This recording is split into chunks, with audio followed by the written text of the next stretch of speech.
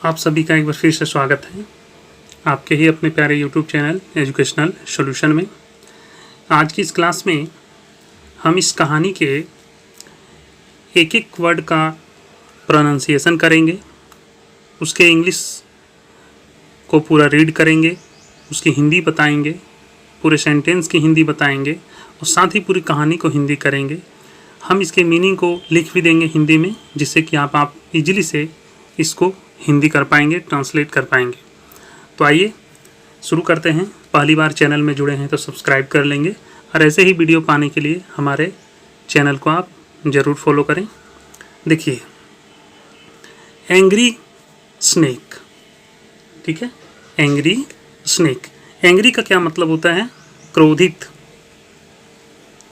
Angry का मतलब होता है क्रोधित और स्नेक का मतलब हो जाएगा सांप।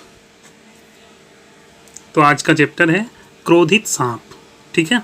देखिए, एक एक वर्ड मीनिंग को हम लिखेंगे, ठीक है, उसकी हिंदी मीनिंग को लिखेंगे, आसानी से आप पढ़ पाएंगे उसको। A carpenter went home after shutting down his workshop. A carpenter, carpenter का मतलब होता है बढ़ई। कारपेंटर का मतलब होता है बढ़ई। वेंट, वेंट का मतलब होता है चला गया, चला गया। होम यानी घर।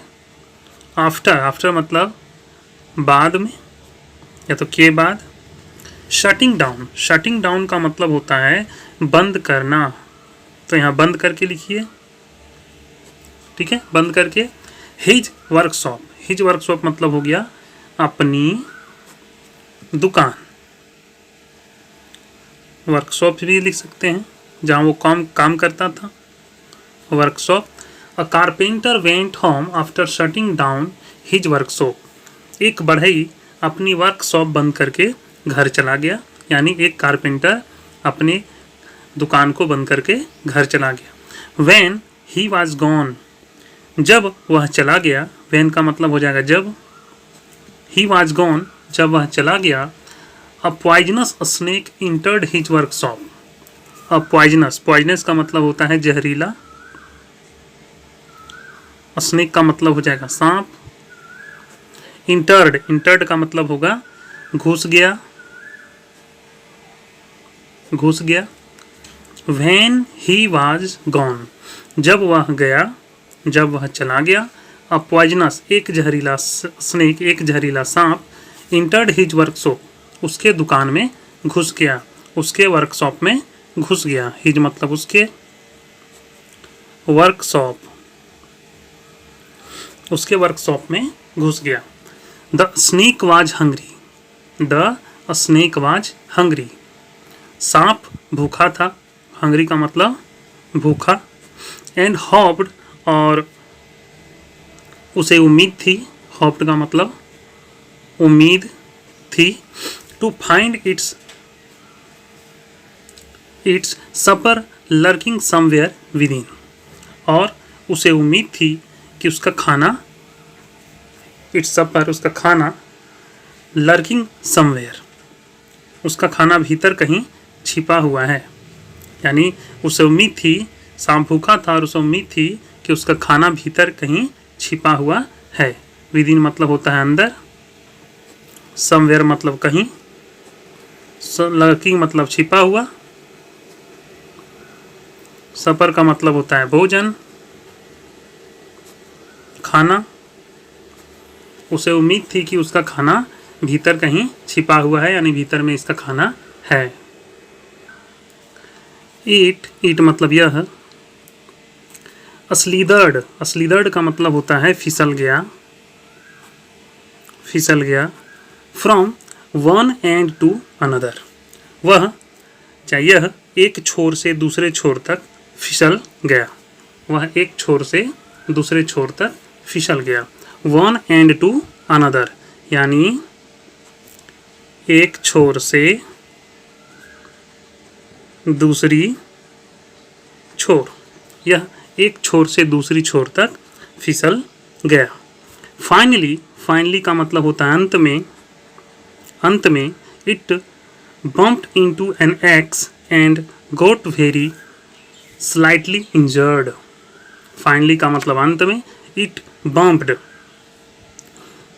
टकराया, बम्प्ड का मतलब टकराया, इनटू एन एक्स, एक कुल्हाड़ी में, एक्स का मतलब होता है कुल्हाड़ी, इनटू का मतलब हो जाएगा में, अंत में यह, इट का मतलब यह एक कुल्हाड़ी से टकराया, एंड और गोट वेरी स्लाइटली इंजर्ड, और स्लाइटली का मतलब हो जाएगा मामूली, मामूली, इंजर्ड मतलब घायल। फाइनली का मतलब होगा अंत में। It bumped into an axe, अंत में यह एक कुल्हाड़ी से टकराया, एंड और गोट वेरी स्लाइटली इंजर्ड, और बहुत मामूली घायल हुआ। इन एंग्री एंड रिवेंज, गुस्से और बदले, गुस्से और बदले की भावना में, एंग्री मतलब गुस्सा, रिवेंज का मतलब होगा बदला, गुस्से और बदले की भावना में the snake bit, snake bit, सांप ने काटा, बाइट का यहाँ पास्ट बीट होता है, सांप ने काटा, the snake with full force, गुस्से और बदले की भावना में सांप ने पूरी ताकत से, सांप को पूरी ताकत से काटा, किसको, कुल्हाड़ी को, विथ फुल फोर्स, पूरी ताकत, विथ का मतलब से, सांप ने कुल्हाड़ी को पूरी ताकत से काटा। What could a snake bite to do metallic axe, what could a snake's bite to do the metallic axe, सांप के काटने से धातु की कुल्हाड़ी क्या कर सकती थी। What could a snake bite, सांप के काटने से क्या कर सकती थी, do a metallic axe, metallic axe का मतलब क्या होता है, धातु की कुल्हाड़ी, मेटालिक मतलब धातु की, और एक्स का मतलब कुल्हाड़ी।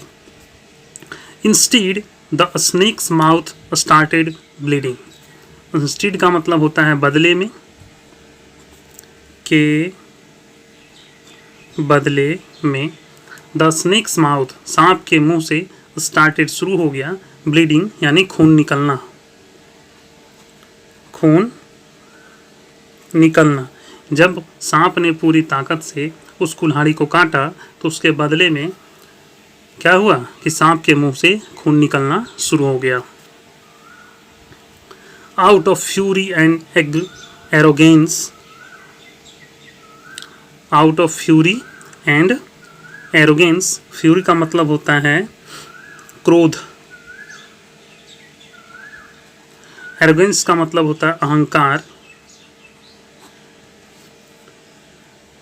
क्रोध और अहंकार से the snake tried its best to strangle and kill the metallic axe, क्रोध और अहंकार से सांप ने धातु की कुल्हाड़ी का गला घोटने और मारने की पूरी कोशिश की। द स्नेक, सांप ने ट्राइड, कोशिश की, it's best of strangle and kill the metallic x, सांप ने उसका गला घोटने की पूरी कोशिश की और मारने की पूरी कोशिश की। The object that was causing it,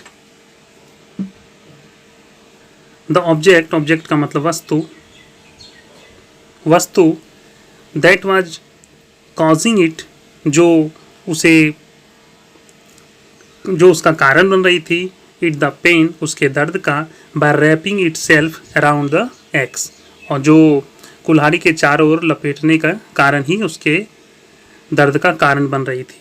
यानी फिर से समझते हैं, the object that was causing, जो कारण थी, इट द पेन, पेन का मतलब दर्द, बाय रैपिंग, रैपिंग मतलब लपेट कर, इट सेल्फ यानी स्वयं को, अराउंड मतलब चारों ओर, वह वस्तु जो उसे कुल्हाड़ी के चारों ओर लपेट कर दर्द का कारण बन रही थी, यानी कुल्हाड़ी को उसने लपेट लिया था चारों ओर से। द नेक्स्ट डे, अगले दिन, the carpenter opened the workshop, अगले दिन बढ़ई ने वर्कशॉप खोला, ओपन मतलब खोला। He found the dead snake wrapped around the he found, उसने देखा, उसने पाया, द डेड स्नेक, डेड मतलब मृत सांप, रैप्ड यानी लिपटा हुआ, अराउंड द एक्स यानी कुल्हाड़ी के चारों ओर। अगले दिन जब कारपेंटर ने दरवाज़ा खोला तो क्या देखा कि सांप मृत है और कुल्हाड़ी के चारों ओर लपटा हुआ है। ऐसा इसलिए हुआ कि वह किसी जीव को समझ रहा था और पूरी ताकत से उसको लपेट रहा था, और कुल्हाड़ी की नोक की वजह से, कुल्हाड़ी के चोट के लगने की वजह से वह मृत हो गया। आगे देखते हैं। हियर, यहाँ, the snake did not die because of someone fault, यहाँ सांप किसी की गलती से नहीं मरा। The snake did not die, die का मतलब होता है मरना, बिकॉज ऑफ समवन फॉल्ट, किसी की गलती के, समवन फॉल्ट का मतलब होगा किसी की गलती, किसी की गलती से नहीं मरा, बट लेकिन it faced these consequences merely because of its on anger and Wraith, but लेकिन इट फेस्ड दिज कंसिक्वेंसेस, इसने इन परिणामों का सामना केवल इट्स ऑन एंगर, अपने क्रोध, और रेथ मतलब कोप के कारण, रेथ का मतलब होता है कोप, एंगर का मतलब होता है क्रोध, कंसिक्वेंसेस का मतलब होता है परिणामों,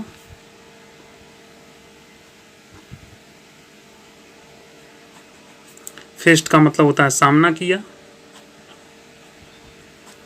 but it faced this consequences merely because of its on anger and Wraith, लेकिन इसने इन परिणामों का सामना केवल अपने क्रोध और कोप के कारण किया। समटाइम्स, कई बार, समटाइम्स का मतलब कई बार, व्हेन एंग्री, जब,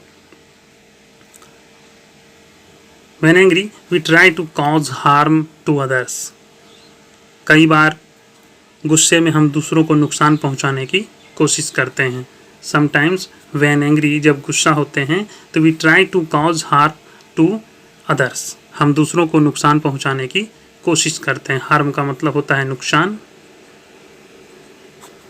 बट लेकिन एज टाइम पास्ड बाय, जैसे जैसे समय बीतता है, एज टाइम पास्ड बाय, जैसे जैसे समय बीतता है, वी रियलाइज, हमें एहसास होता है, रियलाइज का मतलब एहसास, हमें एहसास होता है दैट कि we cause more harm to ourself, कि हमने खुद को और अधिक नुकसान पहुंचाया। इट इज़ नॉट नेसेसरी, यह जरूरी नहीं है, दैट कि we react to everything, step back and ask ourself, जरूरी नहीं कि हम इस हर बात पर रिएक्ट करें। इट इज़ नॉट नेसेसरी, यह जरूरी नहीं है दैट कि वी रिएक्ट टू एवरीथिंग, हम हर बात पर रिएक्ट करें। स्टेप बैक, पीछे हटें, स्टेप बैक का मतलब क्या होता है, पीछे हटें, पीछे हटें, एंड आस्क आवर सेल्फ, और खुद से पूछें, आवर सेल्फ मतलब खुद, खुद से पूछें, if the matter is really worth responding to, क्या मामला वास्तव में जवाब देने लायक है। If the matter is really, really का मतलब होता है वास्तव में, वर्थ रिस्पॉन्डिंग टू, जवाब देने के लायक, जवाब देने लायक, मतलब यहाँ इस कहानी से हमें शिक्षा भी मिल रही है कि गुस्से में हम कभी कभार दूसरों को नुकसान पहुँचाते हैं तो हमें भी नुकसान उठाना पड़ता है।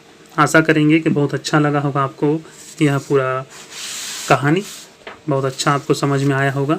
यहाँ देखिए मैंने एक एक वर्ड को ट्रांसलेट करके उसका मीनिंग लिख दिया है, आपको अच्छे से समझ आ गया होगा। आशा करेंगे बढ़िया लगा होगा तो चैनल को सब्सक्राइब कर लीजिए, क्योंकि ऐसे ही वीडियो आपको इस चैनल में मिलते हैं, अपनी इंग्लिश को ठीक कर सकते हैं। पसंद आया तो लाइक भी कर दीजिएगा, और नए जुड़े हैं तो सब्सक्राइब कर लीजिएगा चैनल को। मिलते हैं इसी तरह से एक और वीडियो के साथ, कई वीडियो के साथ, तब तक के लिए जय हिंद, वंदे मातरम।